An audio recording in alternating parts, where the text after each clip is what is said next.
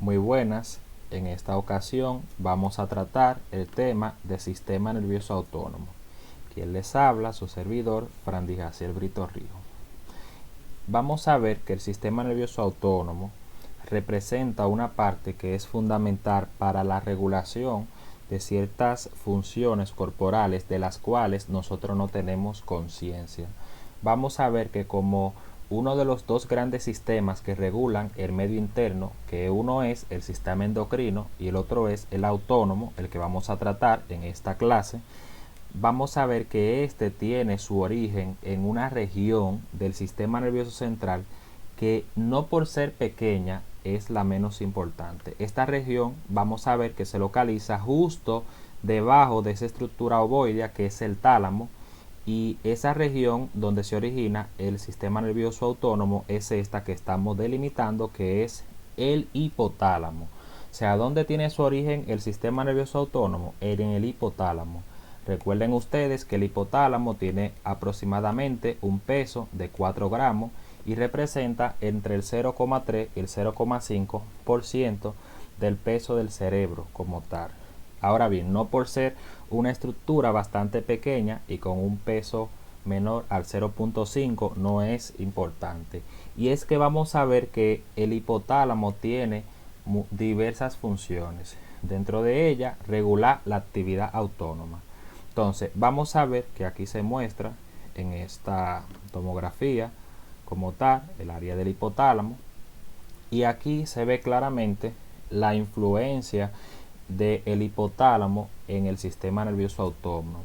Como ustedes se fijan, vamos a ver que todo lo que está representado en rojo, todas las líneas rojas, van a hacer referencia a una estructura que es el simpático. Y es que vamos a ver que el simpático tiene su origen principalmente en el núcleo posterior, aunque también vamos a ver que hay una pequeña influencia del núcleo lateral del hipotálamo, pero vamos a ver que el más importante es el núcleo posterior. Y es que vamos a ver que el núcleo posterior como tal, ahí se origina el simpático y de ahí el simpático va a ir descendiendo. O sea, de ahí que, como vimos en las primeras clases, el simpático y el parasimpático son unos tractos descendentes. Más concretamente, en la parte del tronco encefálico se ha identificado una vía que es la vía tegmentaria dorsal, que es el fascículo de Schurz como tal, que se ha asociado tanto a la parte de la vía descendente autónoma. Bien, entonces vamos a ver que el simpático desde ahí desciende y llega hasta la médula espinal, donde él va a salir en sus regiones que se extienden desde T1 hasta L2 y en ocasiones hasta L3. Vamos a ver que en esta región de la médula espinal el simpático tiene unos puntos por donde se localiza que van a ser en las astas grises laterales. Bien, mientras que vamos a ver que el parasimpático lo vamos a tener representado en azul. Y es que recuerden que el parasimpático se origina principalmente a nivel de los núcleos anteriores, bien, núcleo anterior del hipotálamo y con una influencia del núcleo supraóptico, bien, una influencia menor. Entonces, principalmente el núcleo donde se origina el parasimpático es el núcleo anterior.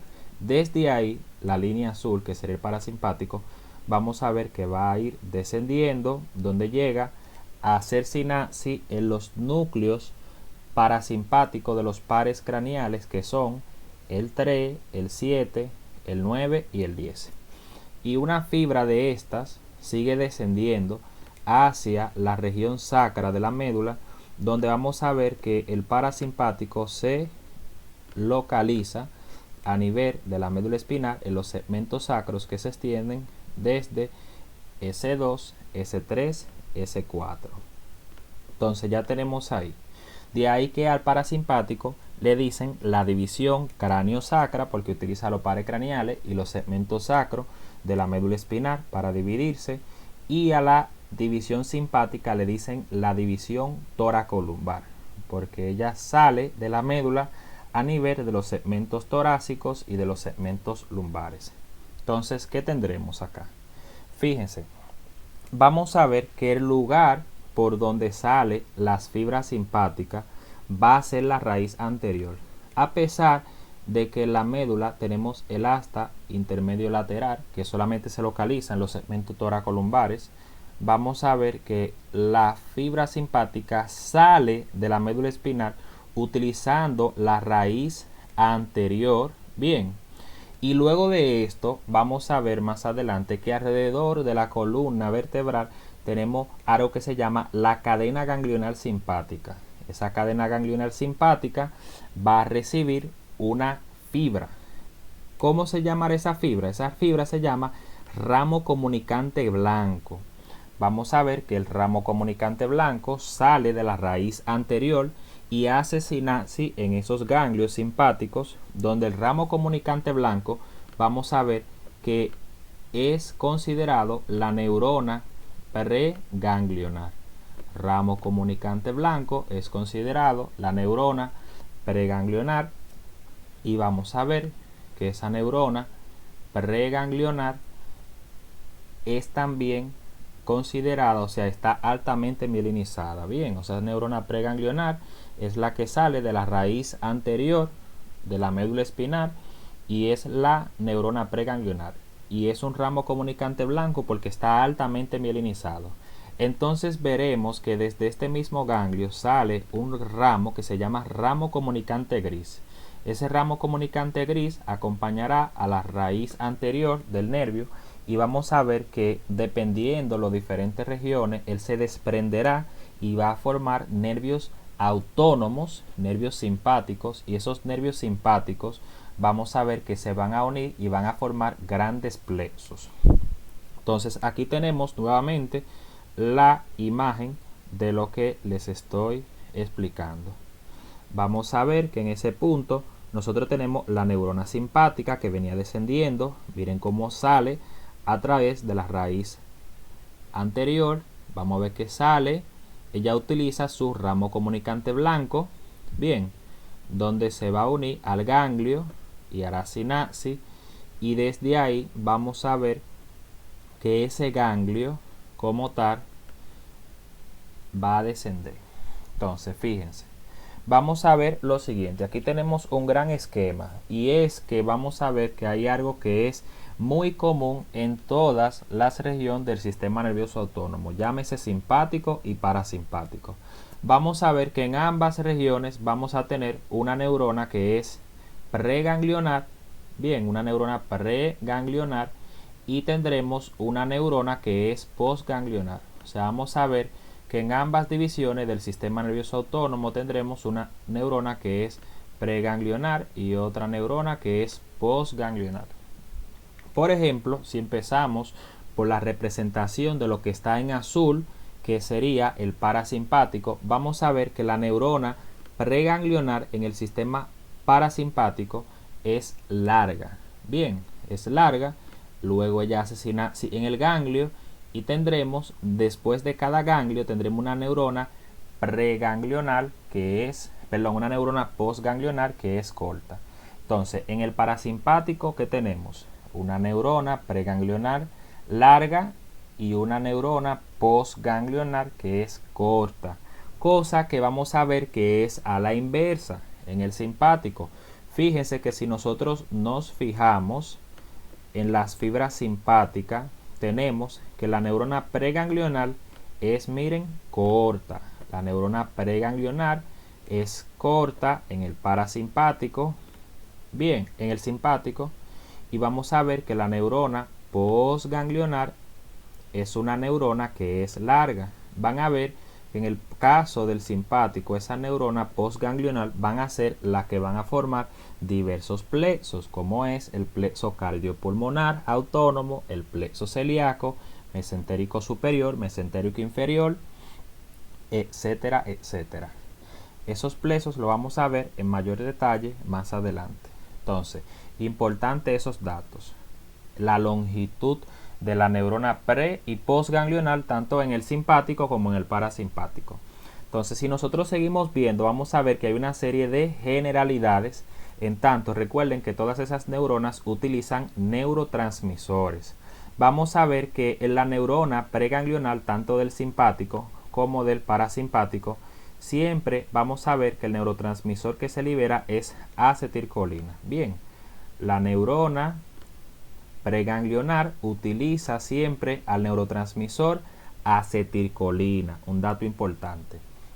Mientras que vamos a ver que las neuronas postganglionares, dependiendo de la región del cuerpo, van a liberar diversos neurotransmisores. Por ejemplo, la neurona postganglionar simpática que sale de la glándula suprarrenal, vamos a ver que libera epinefrina principalmente. Bien, mientras que vamos a ver que la neurona postganglionar que va hacia los vasos sanguíneos libera norepinefrina.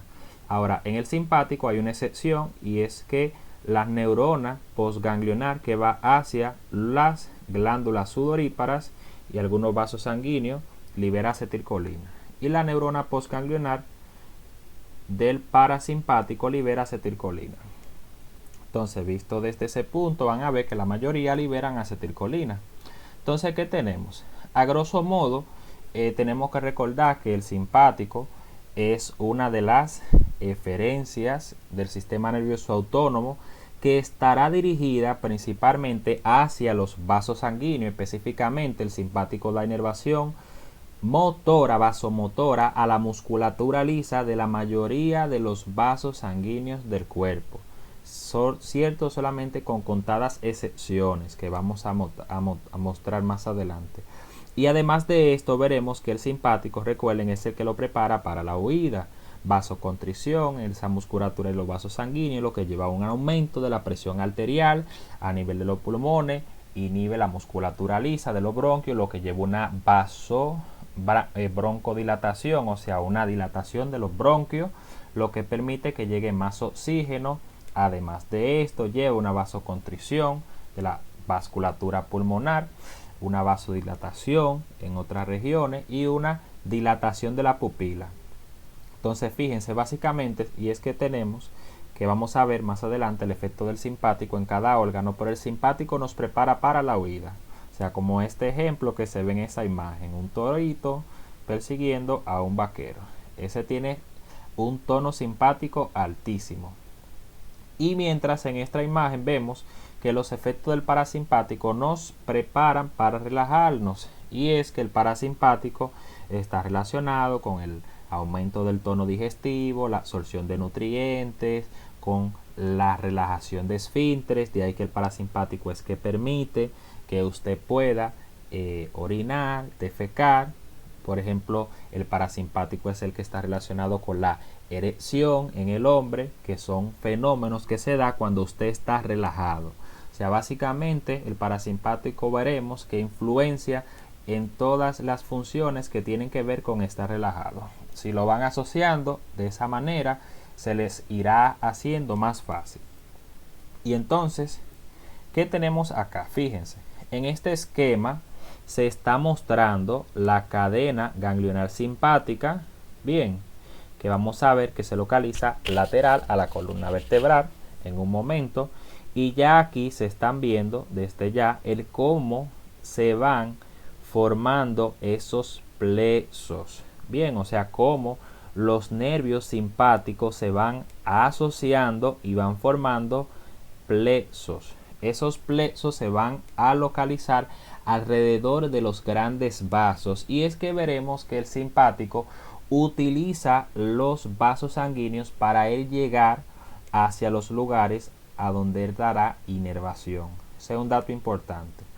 Además de esto, muy importante, veremos que el simpático recoge el dolor de la mayor parte de las vísceras, o sea, llámese de las vísceras torácicas y de las vísceras abdominales, ciertas contadas excepciones. De ahí que eso explica, o sea, la inervación visceral la recoge, o sea, ¿quién recoge la inervación visceral? El simpático. De ahí que verán que gran parte de los dolores abdominales van a ir acompañados de una respuesta simpática. Ese es un dato bastante relevante. Y entonces aquí tenemos ya, fíjense, recuerden que les decía que el simpático estará representado en rojo y el parasimpático en azul. Fíjense, aquí se ve la columna vertebral y ustedes están viendo que en rojo, que la porción posterolateral de la columna vertebral, nosotros tendremos una serie de ganglios. Esos ganglios son los ganglios simpáticos. A esa columna, o sea, esa serie de ganglios que se localizan lateral a la columna, es lo que le dicen la columna ganglionar simpática, que están comunicadas unas con otras a través de unos troncos. Bien, entonces, ¿qué tenemos para decir? Vamos a ir viendo que, por ejemplo, a nivel de la región torácica, de los segmentos que se extienden desde T1 hasta T4, se van a formar un plexo que es el plexo cardíaco o plexo cardiopulmonar. Ese plexo se va a formar por la unión de las fibras simpáticas provenientes de T1 a T4 y, como veremos más adelante, por la influencia de los nervios vagos se forman esos plexos. O sea, ¿quiénes contribuyen a formar el plexo cardiopulmonar? Tendremos el simpático que va desde T1 a T4 y además de eso tendremos los nervios vagos derecho e izquierdo. Entonces, si seguimos viendo, acá se muestra claramente la columna ganglionar simpática ya, pero de forma completa, y cómo se van distribuyendo los nervios en los diferentes plexos. Aquí se ven cómo se van a formar principalmente el plexo cardíaco, bien, pero vamos a ver ya cómo esos otros nervios, por ejemplo, se unen y forman el nervio esplácnico mayor, menor e imo, que son unos nervios que se van a distribuir alrededor de las tres grandes arterias viscerales impares de la aorta, llámese el tronco celíaco, donde se van a unir y forman el plexo celíaco alrededor de la arteria mesentérica superior, que se ve en esta imagen, donde se va a formar el plexo mesentérico superior, y alrededor de la mesentérica inferior, donde van a formar los plexos mesentéricos inferiores, y lateral al recto, en lo que es la pelvis, donde tendremos los plexos hipogástricos, plexo hipogástrico superior e inferior. Esos plexos son muy importantes, esos viscerales, porque en ellos será en los cuales más nos vamos a enfocar. Entonces, ¿qué tenemos? Si nosotros vemos acá claramente, ya estamos mostrando la influencia de cómo es que se forman esos plexos. Tendremos acá en esta región, alrededor del arco de la aorta, del tronco de la pulmonar y de la tráquea, se forma el plexo cardiopulmonar.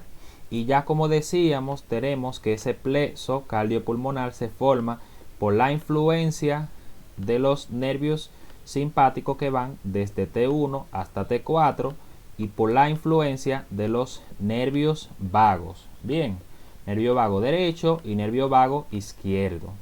Desde ahí, esos plexos van a utilizar las vasculaturas de esos órganos para distribuirse en ellos, donde van a realizar los efectos que vamos a comentar más adelante. O sea, llámese en el corazón, como el simpático aumenta la frecuencia cardíaca, aumenta la frecuencia, la fuerza de contracción, y además, muy importante, recuerden que el simpático a nivel de las coronarias produce vasodilatación, que es algo que no se ve en otras regiones del cuerpo. Bien, recuerden que el simpático en el corazón produce aumento de la frecuencia cardíaca, aumento de la fuerza de contracción, y en las coronarias vasodilatación. Y a la inversa, el parasimpático hace efectos contrarios en el corazón. O sea, llámese el vago. Recuerden que el vago a nivel del corazón lo que produce son efectos como los siguientes: disminución de la frecuencia cardíaca, disminución de la fuerza de contracción, y en las coronarias, por un efecto antagonista, va a producir vasoconstricción. Aunque vamos a ver que eso de los efectos del simpático y el parasimpático en el corazón son unos efectos leves, ya que el corazón, o sea, a través de la coronaria, tiene un proceso que se llama autorregulación del flujo sanguíneo. y es que en el corazón, dependiendo de las situaciones en las que se encuentra el cuerpo, se liberan una serie de neurotransmisores que van a influenciar en las coronarias y que van a regular el flujo cardíaco de una forma autónoma. Entonces ahí hablamos un poquito de los efectos del simpático y parasimpático en el corazón. En los pulmones, ¿qué pasa? Recuerden que el simpático en los pulmones realizan una serie de efectos, como que en el simpático, en los pulmones, aumenta la frecuencia respiratoria. Bien, aumenta la frecuencia respiratoria. En los vasos sanguíneos, el simpático lo que hace es vasoconstricción de los vasos, o sea, los contrae, y a nivel de los bronquios, el simpático realiza un efecto de vasodilatación. Entonces, ahí tenemos más o menos un resumen de las influencias del simpático y el parasimpático a nivel de los pulmones y del corazón. Bien, eso es lo que hace el plexo cardíaco. Entonces aquí se muestra claramente este plexo cardíaco, cardiopulmonar. Bien, y también se muestra cómo en el esófago tendremos un plexo que se llama el plexo esofágico. Ese plexo esofágico vamos a ver que tiene contribuciones tanto simpáticas como también contribuciones parasimpáticas, y es muy importante que sepan que en este punto, en el plexo esofágico, los nervios vagos se unen y se anastomosan, y de ahí, o sea, fíjense, aquí tenemos el nervio vago que ya se están uniendo, pasan detrás, importante, los nervios vagos cuando llegan al tórax, ellos pasan detrás del pedículo pulmonar y desde ahí se unen alrededor del esófago, donde forman ese plexo. Y es que ellos se unen y se anastomosan, y es relevante ese dato porque vamos a ver que cuando ya los nervios vagos llegan al abdomen, no hablamos de nervio vago derecho e izquierdo, sino que hablamos de tronco vagal anterior, que está representado por el nervio vago izquierdo, y tronco vagal posterior, que estará representado por el nervio vago del lado derecho.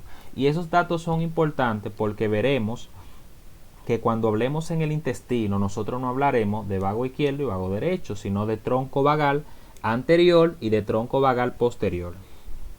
Entonces, aquí les muestro, o sea, les estaba mostrando un poquito de cómo las fibras simpáticas que van desde T1 hasta T4 se distribuyen en la musculatura lisa de la vía aérea. Bien, y cómo la fibra parasimpática del nervio vago hacen influencia a nivel de esa misma musculatura y de esas glándulas.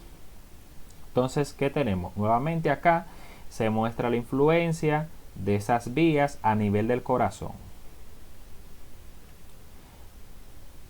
Entonces, fíjense, aquí ya vamos a entrar a hablar claramente de los principales plexos autónomos de lo que es, o sea, de lo que claramente vamos a hablar, que van a ser los plexos autónomos, plexo celíaco, plexo mesentérico superior, plexo mesentérico inferior, plexo hipogástrico superior y plexo hipogástrico inferior. Para hablar de eso, primero tenemos que hablar en detalle de este plexo, que este es el plexo celíaco.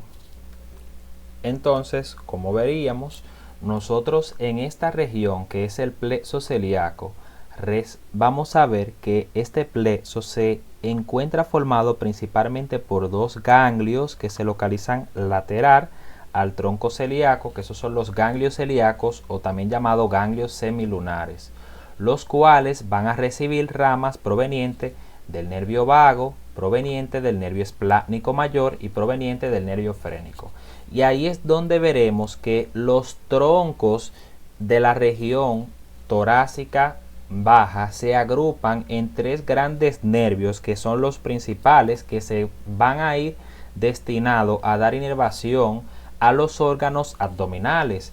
Y tenemos que esos nervios son los siguientes: desde la región que se localiza en ese punto, que es T5, hasta T9, vamos a ver que se forma un gran nervio simpático que se llama el nervio esplácnico mayor. Ese nervio esplácnico mayor, como veremos, va y hace sinapsis en los llamados ganglios celíacos, al igual que los nervios vagos y el nervio frénico, y vamos a ver que se contribuye a distribuir en las estructuras que se corresponden con esos órganos, o sea, con las estructuras vasculares, me explico. Como el nervio esplácnico mayor, que va desde T5 a T9, va a unirse al plexo celíaco, ¿dónde usted cree que se va a distribuir el esplácnico mayor? En las estructuras que son irrigadas por esa arteria. Entonces, el nervio esplácnico mayor, vamos a ver que se distribuye en el estómago. Bien, vamos a ver que se distribuye en el hígado. Vamos a ver que se distribuye en el vaso, que quedaría por acá. Vamos a ver que se distribuye en el páncreas. Bien, y en la primera y la segunda porción del duodeno. O sea, fíjese cómo de esa forma usted va asociando. O sea, si usted sabe en qué plexo se une un nervio simpático, usted va a saber a cuáles órganos él se va a distribuir. Si usted sabe que el esplácnico mayor se une al ganglio celíaco, que eso es plexo celíaco, él se va a distribuir en las estructuras que son irrigadas por el plexo celíaco. Entonces tendremos otro gran nervio que es importante de los nervios simpáticos, que es el esplácnico menor, que vamos a ver que se forma de las fibras provenientes de T10 a T11. Y el último, pero no menos importante, tendremos que es el nervio esplácnico imo, que se forma de la fibra proveniente de T12. Entonces fíjense, acá se mostraba una imagen donde en la literatura clásica se comentaba que el esplácnico mayor se forma principalmente de los nervios que salen desde T7 hasta T9, pero lo más aceptado hoy por hoy es que veremos que el esplácnico mayor se forma de los nervios que salen de T5 hasta T9 aproximadamente. Pero como quiera, al final es lo mismo. Mire cómo el esplácnico mayor va descendiendo y se va distribuyendo en esas vísceras abdominales. Entonces, si seguimos en esta misma imagen, se ve aún mejor todavía los ganglios del plexo celíaco y el cómo, si ustedes se fijan, esos nervios se distribuyen alrededor de las arterias como si fueran unas redecillas. Bien, o sea, esos nervios simpáticos y parasimpáticos se distribuyen alrededor de las arterias como una redecilla, y es a través de estas arterias que esos nervios simpáticos llegan a la musculatura del intestino. Hay algo importante, y es que veremos que el intestino, además de estar influenciado por estos plexos, el intestino tiene dos plexos autónomos independientes, que son el plexo de Auerbach y de Meissner. O sea, llámese el plexo mientérico y el plexo submucoso. Aunque esos son motivos de otro video. Nosotros simplemente vamos a hablar de la influencia general que ejercen estos plexos en la musculatura y en las glándulas del intestino. Entonces, aquí se ve claramente nuevamente el plexo celíaco. Miren los ganglios semilunares que se localizan lateral a este plexo, y ya en este punto nosotros comenzamos a ver los ganglios mesentéricos superiores que se localizan alrededor de este gran tronco. Entonces, ganglios mesentéricos superiores, lo que quiere decir que ya aquí estamos viendo la influencia del plexo mesentérico superior. Plexo mesentérico superior, miren cómo se ve claramente en este punto. Y aquí se ve el plexo mesentérico inferior. Ese que se ve en este punto es el plexo hipogástrico. Entonces, mire lo que le decía, que el intestino tiene unos plexos autónomos propios que lo tocaremos en otro momento, pero que no son relevantes para la finalidad de este video, que son el de Auerbach y de Meissner. Aquí se muestra un esquema desde donde salen las fibras que van para el páncreas, que son de T5 a T9, y es que si usted sabe que, como le decía, el páncreas es irrigado por lo que es el plexo celíaco, bien, por la arteria celíaca, y al plexo celíaco llega el nervio esplácnico mayor. Usted podrá deducir que las fibras simpáticas que van para el páncreas vienen de esos segmentos medulares que son de T5, T6, T7, T8 y T9. O sea, básicamente la importancia de eso es saber que la fibra del páncreas viene en T5, T6, T7, T8, T9. Entonces, seguimos acá. Seguimos.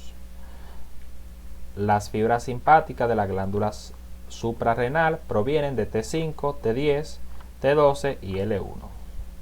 Entonces, ¿por qué le ponía esa parte acá del dolor referido?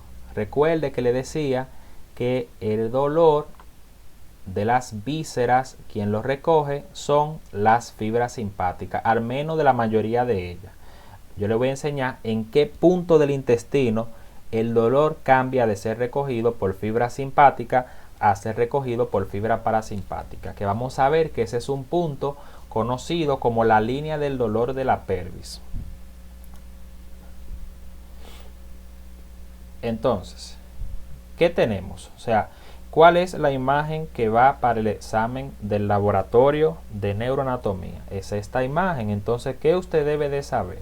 Debe de saber reconocer esos plexos que ya hemos mencionado. Principalmente debe saber reconocer lo que es el plexo celíaco y saber en cuáles órganos él va a hacer un efecto simpático o parasimpático. Bien, o sea, si yo le hablo de que ese plexo, el plexo señalado, es estimulado, ¿cuál de los siguientes órganos se va a ver afectado? Usted debe de saber que ese plexo ejerce un efecto en el estómago. Bien, principalmente en el estómago. Vamos a ver que él ejerce un efecto en el hígado. Bien, que él ejerce efecto en lo que es el páncreas. Bien, que él ejerce un efecto simpático y parasimpático en lo que es el vaso. Bien, o sea, en las estructuras que son irrigadas. Entonces usted debe de saber cuáles son los efectos del simpático y el parasimpático en cada uno de esos órganos. De igual forma, para el plexo mesentérico superior, que él ejerce un efecto ¿en qué? En el intestino delgado.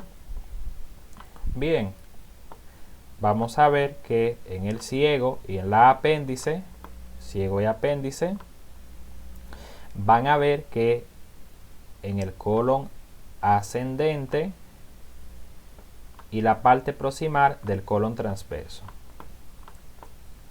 Y que entonces este plexo que tenemos acá, que es el plexo mesentérico inferior, él ejerce un efecto en el colon descendente, en el colon sigmoideo. Entonces, y la parte superior del recto. Ya este plexo que se ve acá, muy importante, ese plexo van a ver que está destinado a realizar efectos en todas las vísceras pélvicas. Y esos plexos hipogástrico superior e inferior vamos a ver que están formados por unos nervios simpáticos que no son los esplácnicos que ya mencionamos, sino unos esplácnicos que son los denominados esplácnicos lumbares. Y es que tenemos que, como se veía en esta imagen, los nervios esplácnicos de la región alta se van a distribuir en el abdomen.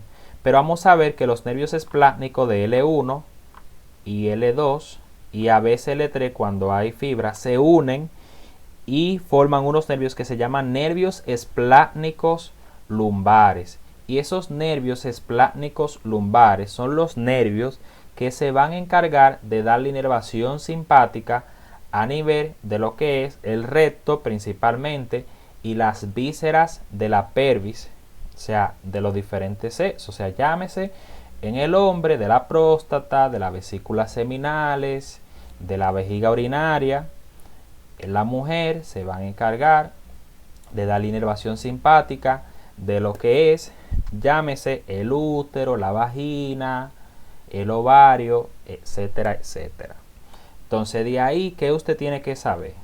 Ya aquí tenemos una serie de diferencias que son importantes que ustedes conozcan. O sea, ya aquí en esta tabla estaba mostrando una serie de diferencias entre el simpático y el parasimpático. Y acá los efectos. Bien, principalmente, o sea, los efectos que hace el simpático en cada uno de esos órganos y los efectos que realiza el parasimpático en cada uno de esos órganos. Entonces, ya para terminar, simplemente vamos a detallar levemente los nervios parasimpáticos. ¿Qué tenemos acá? Por ejemplo, vamos a ver que en el mesencéfalo nosotros tenemos el oculomotor, y es que recuerden que el oculomotor tiene dos núcleos, un núcleo motor y un núcleo que es parasimpático. Vamos a ver que ese núcleo parasimpático le decían que era el núcleo de Erdingen-Westphal. Y es que vamos a ver que desde ahí sale la neurona preganglional parasimpática, que si ustedes se fijan es una neurona que es larga, porque mire la bastante longitud que ella hace. Y desde el ganglio que está ahí a nivel del globo ocular, que es el llamado ganglio ciliar, sale una neurona que es una neurona postganglionar que es bastante corta, como ustedes se fijan. Esa neurona postganglionar a nivel del globo ocular, ustedes van a ver que se va a distribuir a nivel de la musculatura lisa del iris, principalmente en un músculo que es el esfínter de la pupila. De ahí que el parasimpático hace miosis, o sea, contracción pupilar. Y en un músculo que se llama el músculo ciliar, que está en el interior del globo ocular, que se ve acá claramente, y que ese músculo está relacionado con un fenómeno que se llama la acomodación. De ahí que, como vemos ya, el parasimpático a nivel del globo ocular, estamos viendo que lo que hace es contracción pupilar, y además de la contracción pupilar, acomodación, que sería más o menos decir el enfoque. Entonces, otro nervio bastante importante que estamos viendo acá, que tiene fibra parasimpática, es el nervio vago. Y es que recuerden que tenemos el núcleo motor dorsal del vago, que se ve ahí mejor en esta imagen, desde donde vemos que sale la neurona preganglionar, y esa neurona preganglionar va a descender y se va a distribuir en todas las vísceras que ya vimos anteriormente, como por ejemplo miren esta imagen, ya sea llámese el corazón, la musculatura del esófago, la musculatura del estómago, el intestino, vago, páncreas, o sea, en las vísceras que ya conocíamos. Entonces, ya tenemos ahí, si ustedes se fijan, el vago. ¿Cuál nos faltaría? Nos faltarían dos nervios principales. Aquí, por ejemplo, tenemos el glosofaringio, que es otro. Vamos a ver que el glosofaringio tiene un ganglio que se llama el ganglio salivar inferior, que se localiza en la médula oblongada, y que este ganglio va a llevar unas neuronas preganglionares parasimpáticas hacia un ganglio que es el denominado ganglio óptico, y desde ese ganglio salen unas neuronas postganglionares parasimpáticas que se van a ir destinadas a dar inervación a una glándula que es la glándula parótida, que se ve en este punto. Bien, entonces, otro nervio que tenemos acá que da sus neuronas postganglionares parasimpáticas y es el facial. Tenemos que el facial, recuerden que tiene dos núcleos a nivel de la protuberancia relacionado con función parasimpática. Uno es el núcleo lagrimal, que ese núcleo lagrimal vamos a ver que se va a destinar a llevar las neuronas que van para la glándula lagrimal, y otro es el núcleo salivar superior, desde el cual van a llegar las neuronas que se van a destinar a dar inervación a las glándulas salivares submandibular y sublingual. Entonces, una vez que usted entiende todo eso, vamos a pasar a lo siguiente. Nótense que la parte parasimpática la pasé un poco rápida, porque ya eso fue un tema que se debatió con mucho detalle, o sea, el efecto de esas glándulas y cómo llegaban esos nervios en el primer parcial de neuroanatomía. Entonces, para ahorrar un poco de tiempo, lo di un poco así rapidito. Entonces, fíjense que hay que saber los efectos de cada una de estas divisiones del simpático y del parasimpático en cada uno de estos órganos, del ojo, de la glándula, del corazón, de los pulmones, pero si ustedes se fijan cuál es la imagen que va para el examen, o sea, usted debe de saber con mayor detalle los efectos del simpático y el parasimpático a nivel de los tractos gastrointestinales. Bien, debe de conocer eso con mayor detalle.